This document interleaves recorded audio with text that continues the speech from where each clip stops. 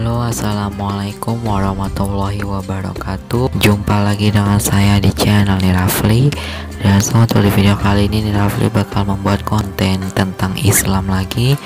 Kali ini kita bakal bahas kisah orang yang tidak pernah sholat dijamin Rasulullah masuk surga, namun yang rajin sholat malah masuk neraka. So, sebelum memulai video ini lebih lanjut, silakan untuk klik like dan klik dulu tombol subscribe-nya di bawah ya. Dan ya, kali ini bukan saya yang membahas ini, melainkan tapi di video hari ini bukan saya yang membahas tentang kisah ini, melainkan asisten saya ya. Terima kasih buat kalian yang sudah mensupport channel ini sampai 400 subscriber. Dukung terus channel ini sampai 1000 subscriber ya guys ya. Terima kasih dan semoga kalian semua dirahmati oleh Allah Subhanahu wa Ta'ala. Halo, assalamualaikum semuanya. Kenalin, aku asisten Nirafli. Kali ini aku mau share salah satu kisah nih. Jangan lupa subscribe dulu yuk channel Nirafli, bantu bos aku untuk menyentuh 1k subscriber.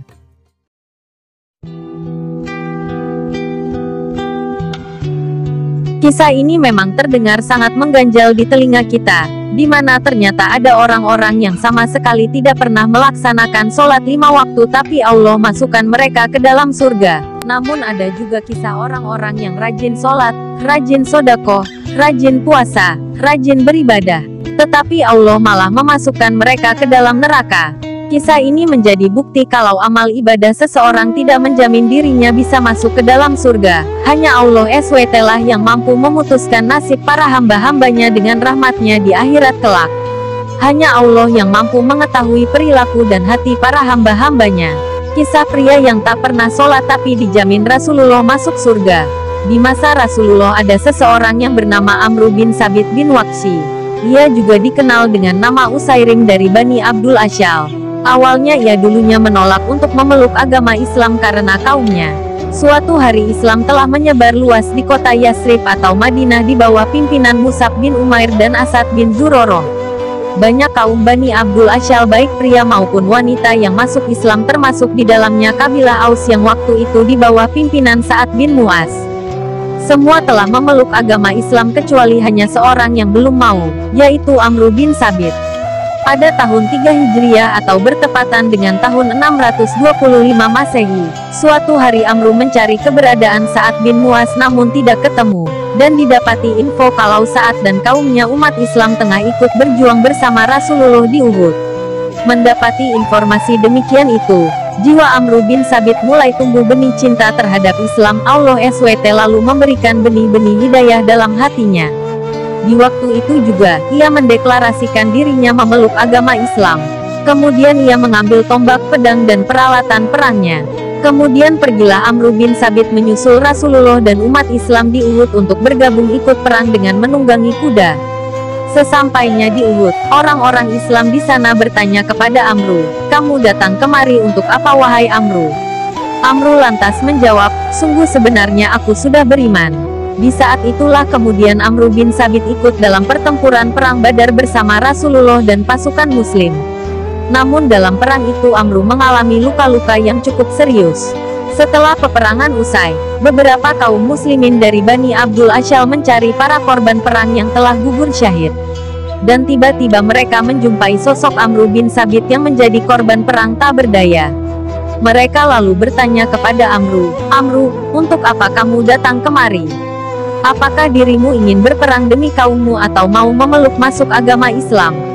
Dalam kondisi sekarat, Amr menjawab, "Karena rasa cintaku kepada agama Islam, diriku sudah beriman kepada Allah dan Rasul-Nya, dan diriku sudah masuk agama Islam. Kemudian aku ambil pedangku, lalu aku maju bersama Rasulullah, dan diriku berperang sampai aku terkena serangan." Amr lalu melanjutkan perkataannya, "Jika diriku mati, maka hartaku, kuberikan kepada Nabi Muhammad yang bisa dipakainya sesuai dengan yang diinginkannya." Tidak begitu lama kemudian, Amr bin Sabit akhirnya menghembuskan nafas terakhirnya dan wafat meninggal dunia.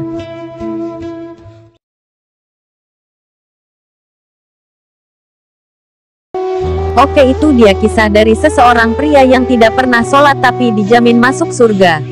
Masya Allah. Sekarang kita akan bahas ahli ibadah tapi masuk neraka. Sebelum itu yuk subscribe dulu channel Mirafly. Kisah ahli ibadah rajin sholat masuk neraka. Selain kisah di atas, ada kisah aneh tapi nyata, yaitu adanya seorang yang rajin sholat dan beramal baik tapi malah Allah masukkan ia ke dalam api neraka. Dahulu kala ada seorang wanita muslim yang sangat rajin beribadah. Di antara ibadah yang ia lakukan adalah gemar melakukan sholat malam, dan di waktu siangnya gemar melakukan ibadah puasa. Tidak cukup itu saja, wanita itu juga suka berbuat kebaikan dengan bersedekah.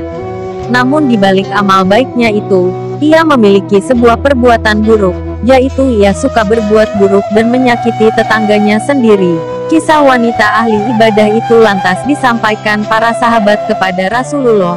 Sang Rasul lantas bersabda, tidak ada kebaikan padanya, dia adalah termasuk penghuni neraka.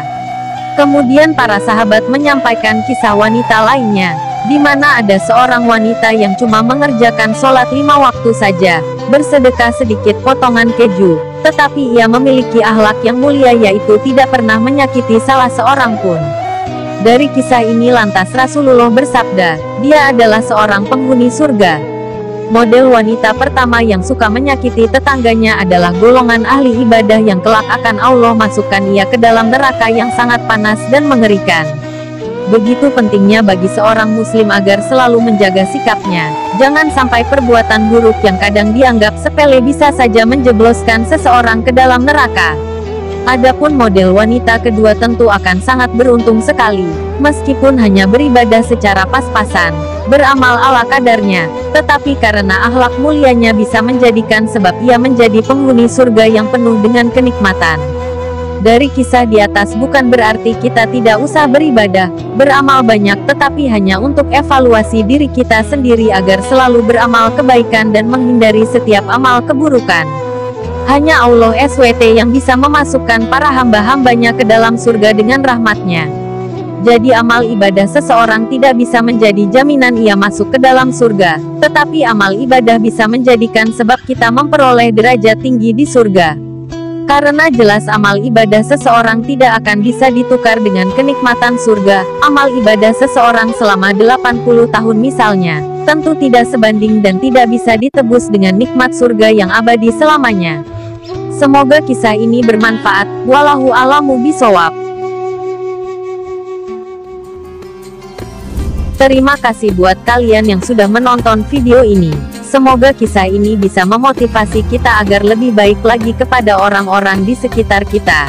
Jangan lupa klik like, comment, and subscribe channel Mirafly dan share video ini ya. Wassalamualaikum.